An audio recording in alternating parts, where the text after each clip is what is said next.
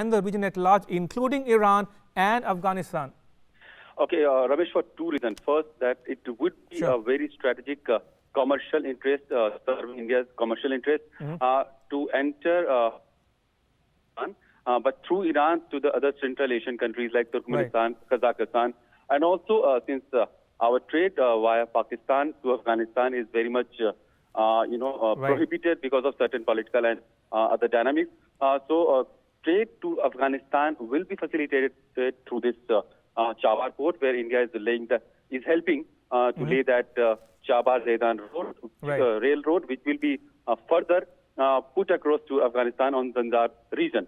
So this will be a master game changer in India's commercial interest in Central Asia, Iran and Afghanistan. Absolutely.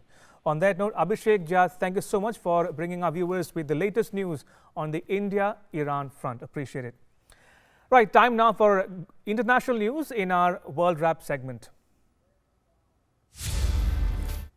Chinese scientists are ready for the launch of China's first Mars exploration mission after completing multiple integrated rehearsals recently, an official of the mission said.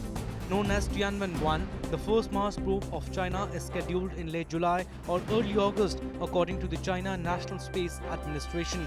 In a recent interview with the state broadcaster China's Central Television, Zhang Yu, deputy director of the Mars probe, said that scientists have conducted joint tests on multiple systems of the Mars mission at all levels and ready for the launch. Compared to the mission to the moon, the Mars mission is more difficult and full of challenges as the probe would take nearly 7 months to land on Mars. North Korea's leader has sacked officials building a hospital after they pressed the public for contributions, media reported. The country's state-run television KRT on Monday aired a video footage of leader Kim Jong-un visiting a construction site of the Pyongyang General Hospital.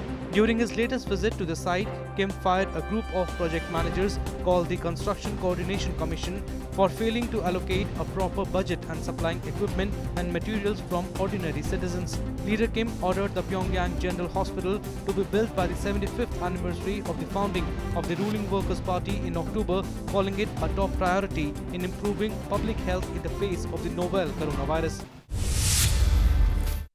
Russian President Vladimir Putin named a new acting governor to head Russia's far eastern region of Khabarovsk on Monday after the previous regional head was arrested on murder charges, sparking a wave of protest. At least 10,000 people demonstrated in Khabarovsk on Saturday to demand Moscow release Sergei Fergal, a member of the ultra-nationalist Liberal Democratic Party. Fergal was detained on July 9th and flown to Moscow to face charges over the murder and attempted murder of multiple businessmen 15 years ago. He denies wrongdoing. Protests broke out soon afterwards and have continued for over a week.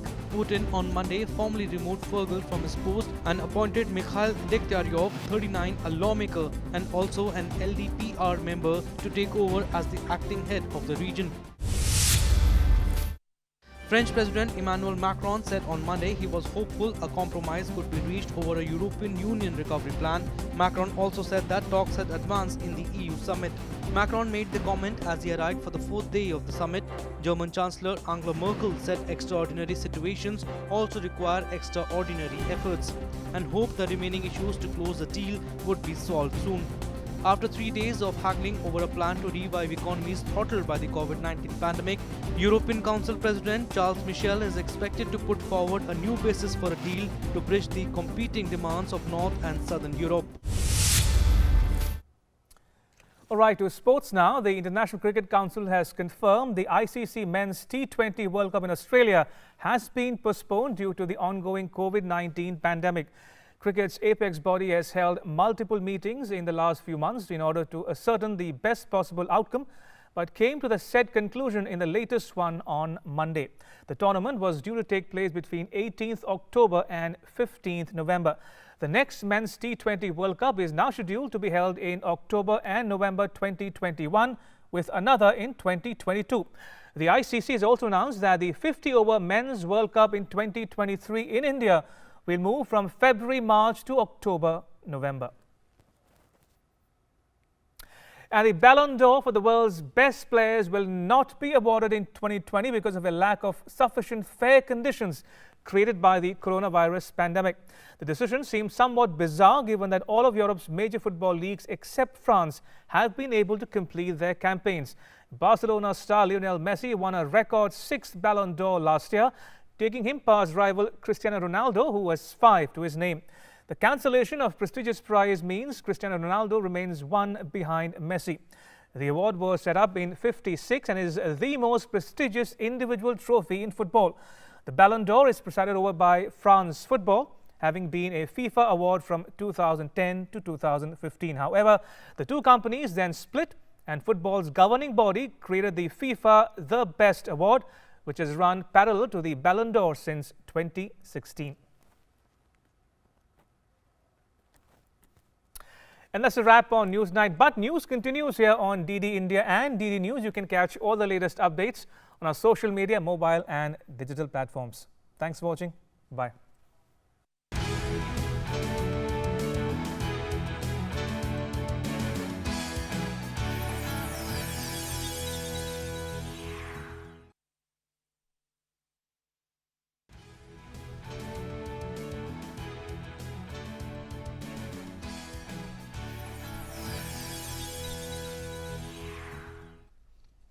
नमस्कार, news night में आप सभी का स्वागत है। मैं हूं ऋतु वर्मा। 8 बज चुके हैं। आइए खबरों की शुरुआत करेंगे। सबसे पहले नजर डालेंगे अभी तक की सुर्खियों पर।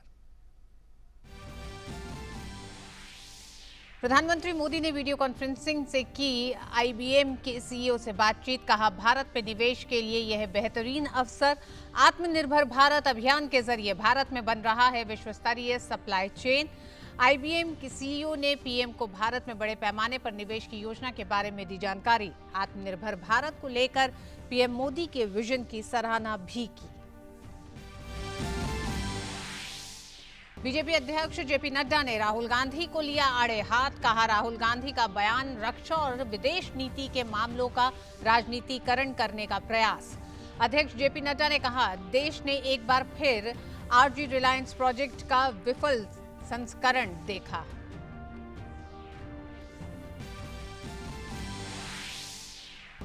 दिल्ली में स्थित एम्स में स्वदेशी कोवैक्सीन का मानव परीक्षण प्रक्रिया शुरू। अभी तक 1800 वॉलेंटियर्स ने परीक्षण के लिए कराया है पंजीकरण। 18 से 55 साल तक के स्वस्थ लोगों पर वैक्सीन का परीक्षण। एम्स के निदेशक डॉक्टर रणदीप गुलेरिया ने कहा, राष्ट्रीय स्तर पर कम्युनिटी ट्रांसमिशन का कोई पुख्ता प्रमाण नहीं। भारत में 7 लाख मरीजों ने दी कोविड-19 को मात। 2.46% की दर के साथ भारत दुनिया में सबसे कम मृत्यु दर वाले देशों में से एक। पिछले 24 घंटों में कोविड-19 के संक्रमण से 2664 मरीज स्वस्थ। संक्रमण से मरने वालों की तादाद हुई 27,497।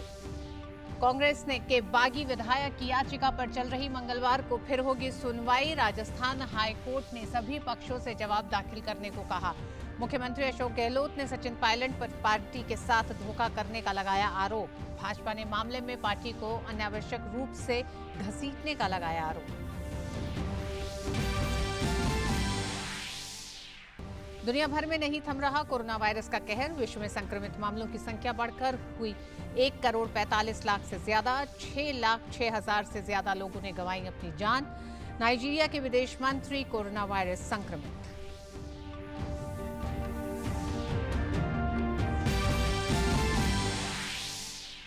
और खेल की खबरों में फुटबॉल में दिया जाने वाला प्रतिष्ठित अवार्ड जो बैलोन ड'ओर पुरस्कार पहली बार हुआ स्थगित। सर्वाधिक पुरस्कार जीतने वाला खिलाड़ी मेसी की बराबरी करने के लिए रोनाल्डो को करना होगा और इंतजार।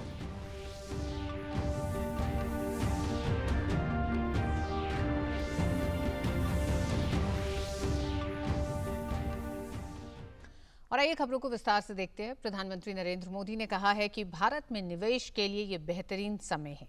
IBM के CEO अरविंद कृष्ण के साथ वीडियो कॉन्फ्रेंसिंग के जरिए हुए संवाद के दौरान प्रधानमंत्री ने कहा कि देश में तकनीकी क्षेत्रों में हो रहे निवेश और समर्थन का स्वागत किया जा रहा है। आत्मनिर्भर भारत अभियान के जरिए उठाए जा रहे हैं कदमों की भी चर्चा करते हुए PM मोदी ने कहा कि कोरोना से जहां दुनिया में मंदी देखी जा रही है, वहीं भारत में तेजी से विदेशी निवेश बढ़ रहा है। पीएम मोदी ने कहा कि देश आत्मनिर्भर भारत के विजन के साथ आगे बढ़ रहा है ताकि यहां वैश्विक स्तर पर सप्लाई चेन विकसित की जा सके। प्रधानमंत्री ने पिछले 6 सालों में लोगों तक स्वास्थ्य सुविधाओं के लिए किए जा रहे प्रयासों को लेकर भी चर्चा की।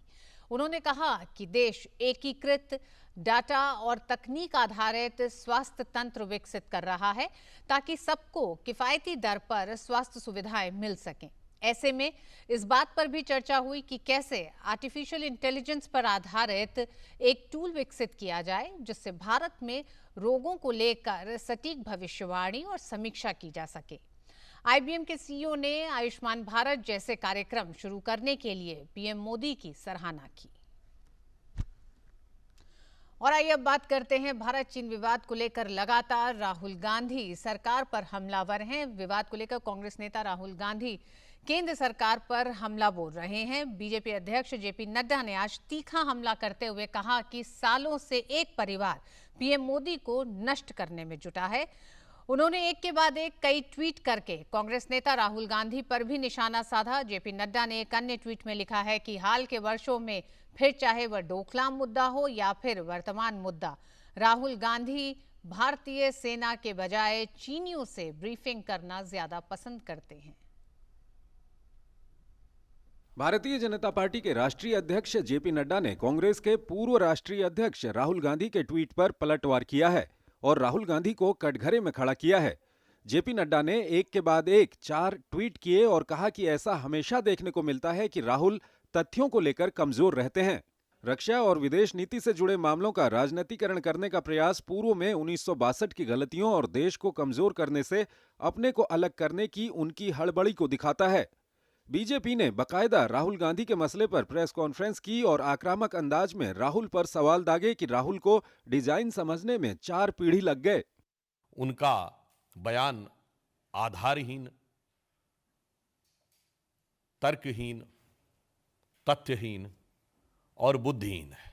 उन्होंने उसमें बड़ा रणनीतिक परिप्रेक्ष्य यानी स्ट्रेटेजिक बैकग्राउंड देने का प्रयास किया है चाइना के संदर्भ में कि ग्वादर है उस डिजाइन का हिस्सा,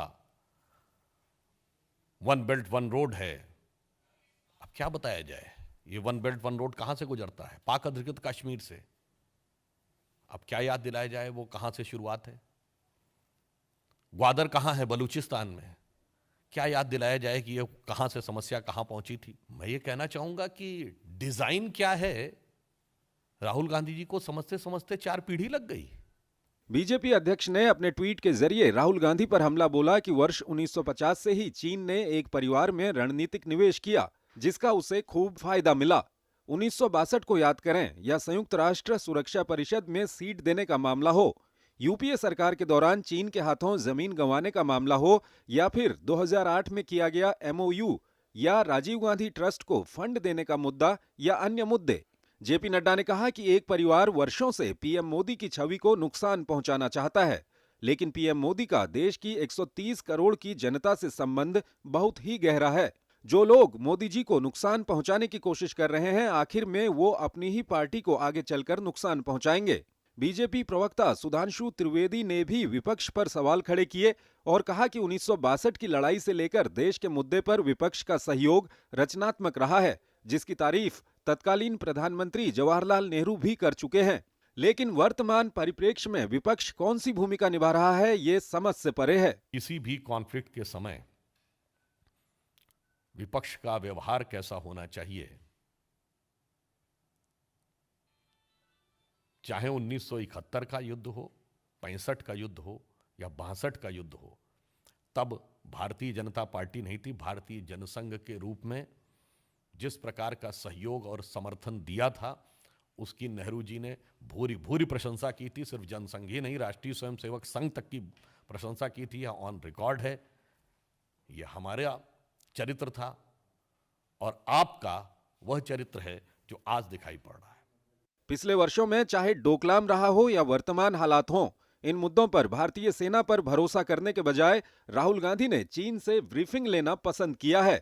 आखिर क्यों एक परिवार कमजोर भारत और मजबूत चीन चाहता है? कांग्रेस पार्टी में कई नेता एक परिवार के इस व्यवहार को खारिज करते हैं। गौरतलब है कि पिछले कुछ एक दिनों से बीजेपी अध्यक्ष जेपी नड्डा राहुल गांधी पर खुद आक्रामक हैं और लगातार ट्वीट कर राहुल गांधी एंड कंपनी पर सवाल खड़े कर रहे हैं। राहुल गांधी पर हमले के लिए इस बार मोर्चा भारतीय जनता पार्टी के राष्ट्रीय अध्यक्ष जेपी नड्डा ने खुद संभाला है। बीजेपी ने पलटवार किया है कि 62 का युद्ध हो चाहे कोई अन्य युद्ध, विपक्ष हमेशा रचनात्मक भूमिका निभाता रहा है, लेकिन आज के परिप्रेक्ष्य में विपक्ष की भूमिका नकारात्मक हो चली है। कैमरामैन लोकनाथ के साथ बीजेपी दफ्तर से मैं राजेश राज, डीडी न्यूज के लिए। और आज का हमारा चर्चा का विषय भी यही है। भारत चीन विवाद नया विवाद नहीं है, पिछले 6 से 7 दशक से ये विवाद लगातार चलता रहा है। इसमें कई ऐसे प्रकरण रहे हैं जब विवाद बढ़ा भी है और उस गतिरोध को खत्म किया गया है। लेकिन क्या वजह है कि कांग्रेस इस बार गलवान घाटी में जो विवाद हुआ, जो गतिरोध हुआ है, उसके बाद से लगातार भारतीय जनता पार्टी और सरकार पर हमलावर दिखाई दे रही है। और इस हमलावर होने की वजह से हमें और आपको सोचने पर यह मजबूर कर रही है कि आखिर पिछले 7 दशक से सरकारों की चीन को लेकर क्या रणनीति, क्या नीति रही है। भारत और चीन के संबंधों में ये जो टकराव रहा है उसके पीछे के कारण क्या रहे हैं, क्या नीतियों में कहीं कोई इस तरह की खामी दिखाई देती है। इस पर आज हम चर्चा करेंगे। आज का हमारा विशेष भी है कि भारत चीन विवाद पर कांग्रेस क्यों कर रही है राजनीति। इस पर चर्चा करने के लिए 3 मेहमान हमारे साथ जुड़ रहे हैं। रक्षा सुरक्षा विशेषज्ञ कर्नल RSN सिंह साहब हमारे साथ जुड़ रहे हैं। 2 वरिष्ठ पत्रकार हमारे साथ जुड़ रहे हैं, रामकृपाल सिंह जी जुड़ रहे हैं और संजय कुमार सिंह जुड़ रहे हैं। आप तीनों का ही बहुत बहुत स्वागत है। एक दूसरे पर आरोप प्रत्यारोप, भारतीय जनता पार्टी, कांग्रेस, राहुल गांधी लगातार सवाल उठा रहे हैं। ये एक राजनीतिक मसला है, इस पर तो हम बात करेंगे, लेकिन उससे पहले वस्तु स्थिति क्या है। पिछले 7 दशक में भारत और चीन के जो संबंध रहे हैं और खासकर ये जो गतिरोध रहा है सीमा को लेकर, उसके मूल में क्या रहा है, क्या सही स्थिति है, इस पर बात करने के लिए सबसे पहले सिंह साहब आपकी तरफ रुख करेंगे और आपसे जानना चाहेंगे कि जब आज भारतीय जनता पार्टी के प्रवक्ता सुधांशु त्रिवेदी ने जब इस बात का जिक्र किया कि 1957 का उन्होंने जिक्र किया, 57 का जिक्र करने के साथ उन्होंने वहां से शुरू किया जब सिकियांग से तिब्बत तक सड़क बनाई गई, और पूर्व प्रधानमंत्री जवाहरलाल नेहरू ने जब औपचारिक इनफॉर्मल चैनल के जरिए बात करने की बात की, इसमें कई सारी बातें उन्होंने की हैं कि चाउ इन लई का भारत दौरा जब था उसकी उन्होंने जिक्र करा, दलाई लामा को शरण देने की बात उन्होंने की है, और 1960 में संयुक्त राष्ट्र में चीन को एक परमानेंट सीट देने की वकालत जब भारत ने की। 1957 से लेकर 2020 भारत चीन के विवाद की सही स्थिति तब क्या थी और आज क्या है, ये जानना चाहेंगे सबसे पहले आपसे। नहीं, गलतियां तो हमको 1949 से ही शुरू हो गई थी हमारी। सरदार पटेल ने लिखा भी था उस समय जब हमने तिब्बत को अकेला छोड़ दिया था, और मैं इतना कह सकता हूं और बड़ी जिम्मेदारी के साथ कि उस समय हमारी क्षमता थी कि हम चाहते तो तिब्बत के लिए बहुत कुछ कर पाते, और कोई 3 हफ्ते का एक वक्फा था उस समय, लेकिन हमने वो जो बफर स्टेटस है वो जाने दिया।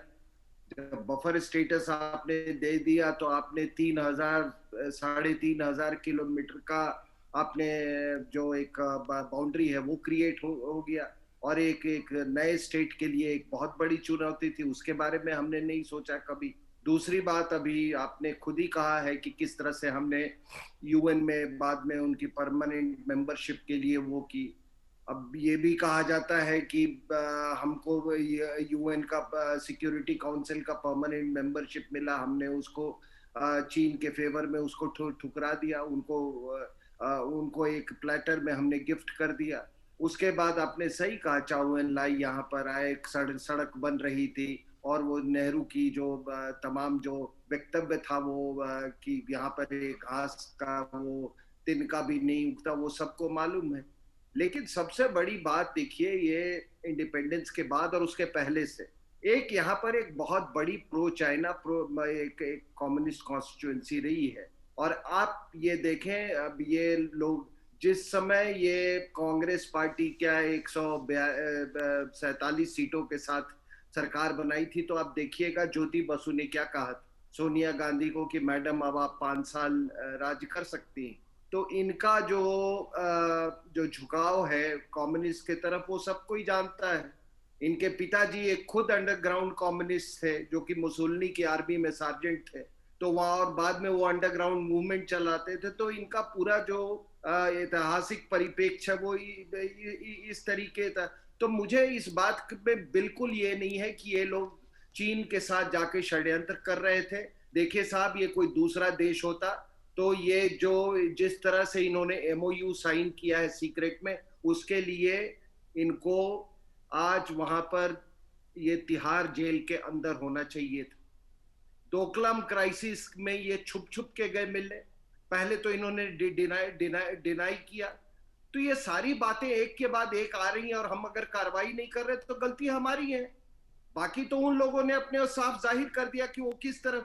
देखिए, एक बहुत बड़ी कॉन्स्टिट्यूएंसी है इस कंट्री में जो ये चाहती है कि किस तरह से भारत को कोई सेटबैक लगे कि वो इलेक्टोरल रास्ते से तो आ नहीं सकते, तो हो सकता है चीन की मदद से आ सके। और आप हिंदुस्तान की क्या बात करते हैं? आप अमेरिका में देखा, अखबारें खरीद ली, कितने पॉलिटिकल पर्सनालिटीज को वहां खरीद रखा है चाइना। तो ये तो 4 आने में बिकने वाले लोग हैं। जो बाहर से कोई भी विदेशी महिला, उसको क्या है, आपके सिंह उसको साहब खरीदना क्या आप मानते हैं कि चीन को लेकर भारत की रणनीति, विदेश नीति में एक बड़ा परिवर्तन है पिछले कुछ सालों में, पिछले 6 सालों में मौजूदा सरकार के साथ भी?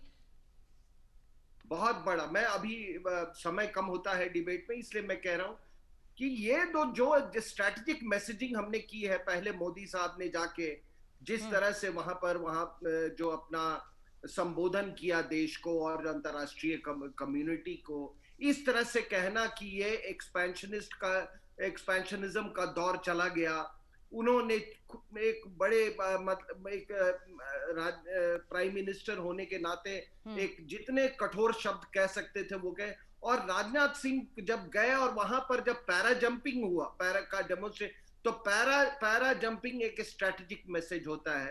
तो इसलिए आप जान लीजिए कि ये बहुत टफ स्ट्रेटेजिक मैसेजिंग हो रहा है। और बाकी जो और देखिए 62 और अभी में फर्क क्या है कि इस पूरे जो ये जो इंगेजमेंट है या ये जो हमारा जो मिलिट्री स्टैंड ऑफ है चाइना के साथ, उसमें नेवल डायमेंशन बहुत बड़ा है। वुड से नेवल डायमेंशन 60% है जी। एयर डायमेंशन, इसमें एयर डायमेंशन भी है, इसमें स्पेस का डायमेंशन है, इसमें कई तरह के डायमेंशन है। और इसलिए इसको केवल 62 के परिप्रेक्ष्य में ना देखा जाए। और मेरी गुजारिश होगी, ठीक सिंह साहब, ये तो बात हुई एक तरह से एक रणनीतिक बदलाव की सोच में, विदेश नीति में। चीन के साथ विवाद एक लंबा रहा है, लेकिन मौजूदा सरकार ने इस विवाद को सुलझाने के एक अपने तरीके से, अपनी रणनीतिक एक तरह से कह सकते हैं कि एक पहल के तहत, एक नए प्रयोग के तहत इसको सुलझाने की कोशिश की है।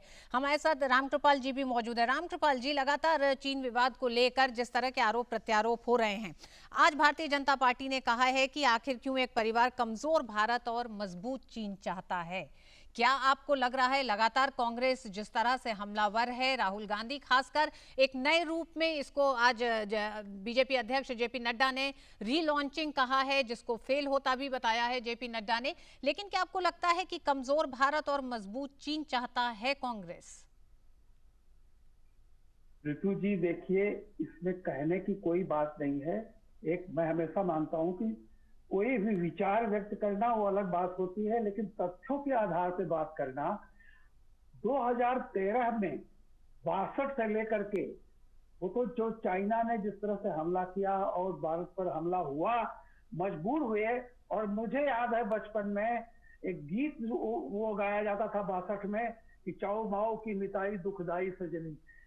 गांव में एक बच्चे के मुंह पे था, यानी कि उस समय 62 में यह था कि नेहरू जी, ये जो पॉलिसीज हैं आपकी जो भी रही है वो गलत थी। और वो तब से लेकर के आज तक में 2013 में जो सरकार थी उसके रक्षा मंत्री कहते हैं कि चाइना से जो हमारा बॉर्डर है वो अनडेवलप्ड बॉर्डर ज्यादा सेफ है बनस्पत डेवलप्ड बॉर्डर।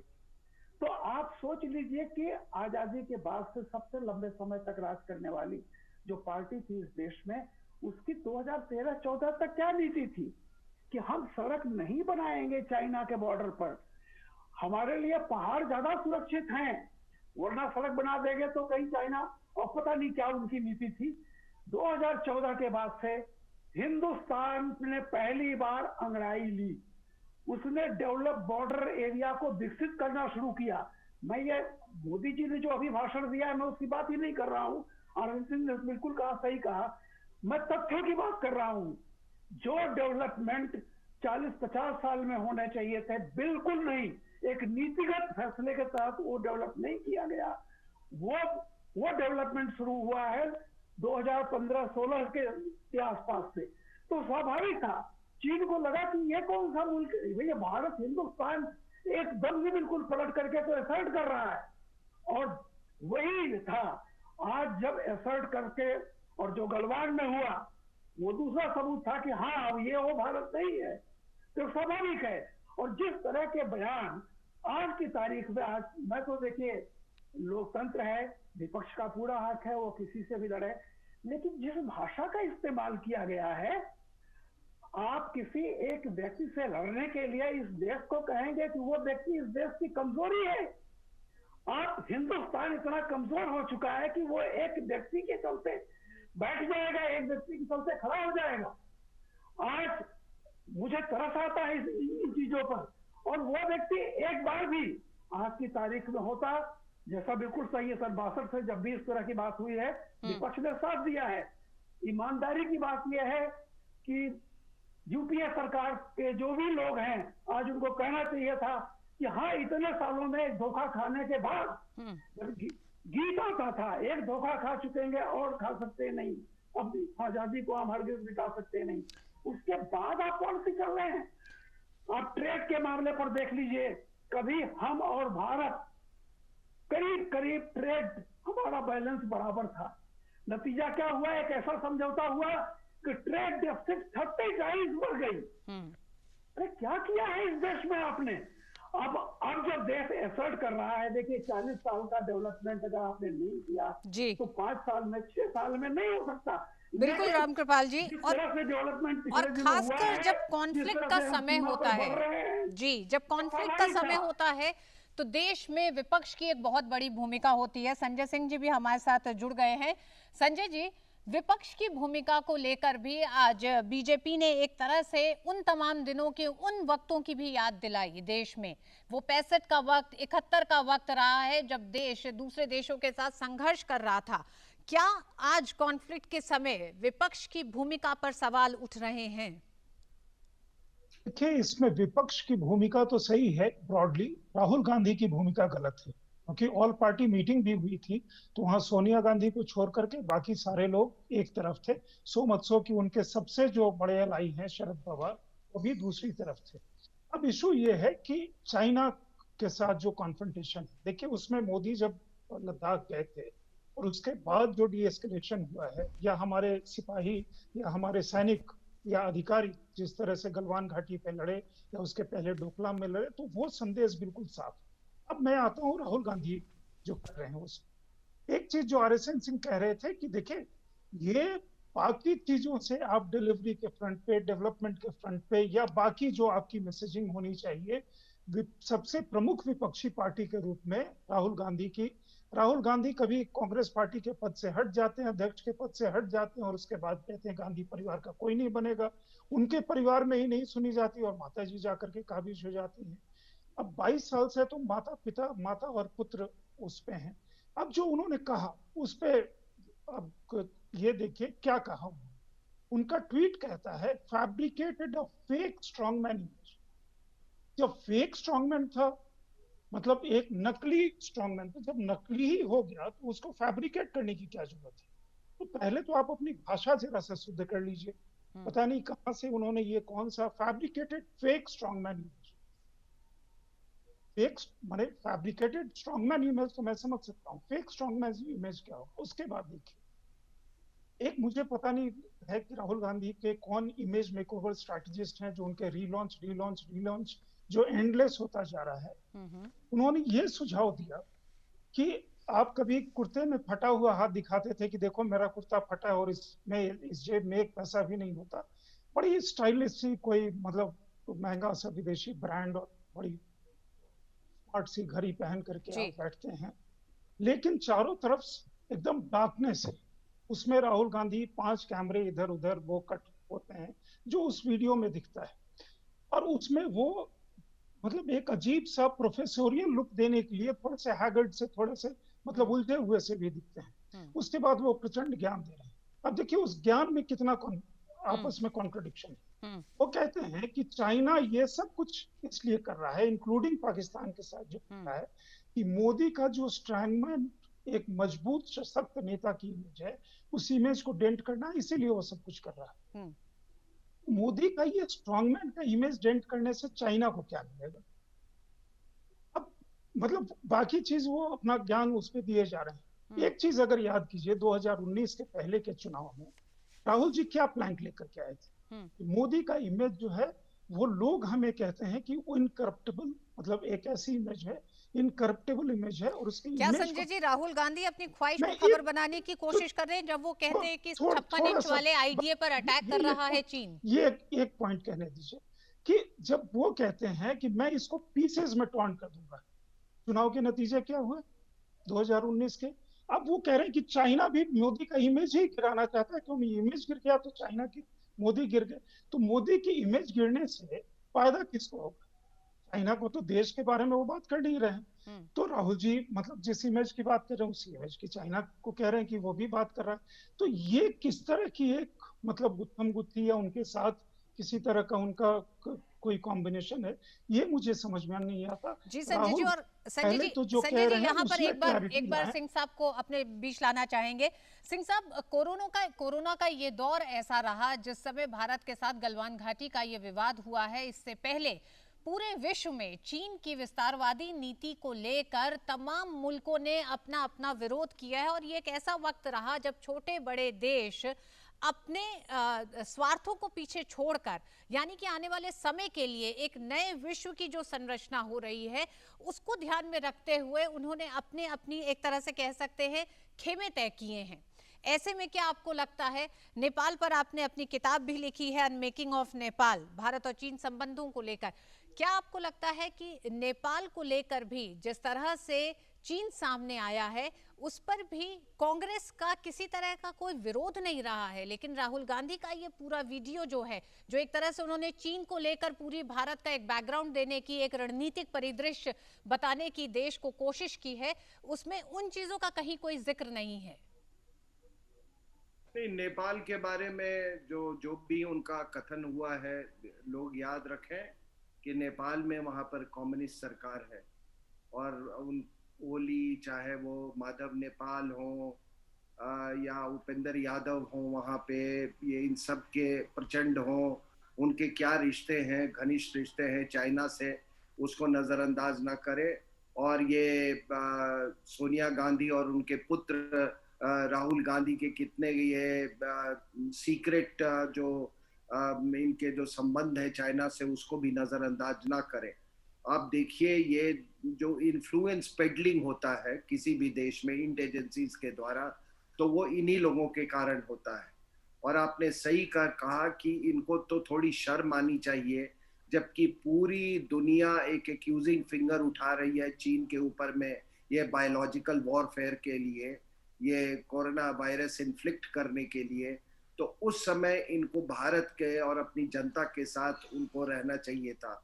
आप प्राइम मिनिस्टर का छोड़ दो, आप पार्टी को छोड़ दो, कम से कम आप देश के साथ रहेंगे ना। तो आप अगर चीन का समर्थन कर रहे हो और छुप के जाके मिल रहे हो उनसे, तो कहीं आपका तो हाथ नहीं है इस बार बायोलॉजिकल वॉरफेयर में? कहीं आपने भी तो ये नहीं सोच लिया कि बायोलॉजिकल वॉरफेयर से ये सत्ता परिवर्तन हो सकता है? ये तमाम सवाल उठते हैं।